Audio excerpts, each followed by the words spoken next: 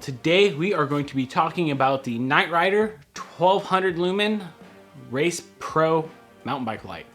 Well, kind of. They don't actually make that one anymore, so we're going to be talking about this one because it's basically the same thing as the new one, which is the 2200 lumen light. Let's talk about it. So right away, like I said in the intro, they have replaced the 1200 lumen light with the 2200 lumen light. And as near as I can tell, it's basically all the same design. Maybe they just decided to put a brighter light in it. Maybe some new technology came about, but as you can see up on the screen, they are pretty much identical. So I've had this light for well over a year now, and I really like it. It's a very small headlamp, which is cool. It did come with this really nice case. This is a light that does take an external battery pack, and it's a really big battery pack. It's really long. Your battery life indicator is actually on the top of the little head unit. So we're at 3 bars.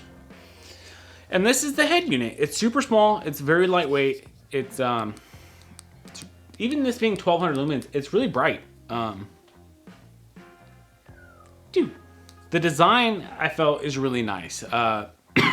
You can mount this to a handlebar. You can also mount it to a helmet. I would run this on the helmet personally because it's more of a spotlight. I found this to be a really nice light, to be honest. Battery life on it is really good. I never really had any issues with it. The one thing I did have to do is get a extender cable, if I remember right. We're gonna go off the specs for the 2200 lumen one because as near as I can tell, like I said, it's identical. So like I said, as far as design go, it looks nearly identical. The 2200 lumen one does charge in 5 hours.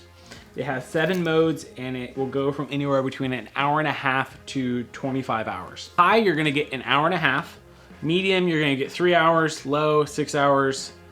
There is a flash, beacon, and SOS and race, which must be 250 lumens. That's pretty low. But yeah, like I said, this is the older version, but it's identical. To mount it onto your helmet, you did need this, which is a pretty cool design, I would say.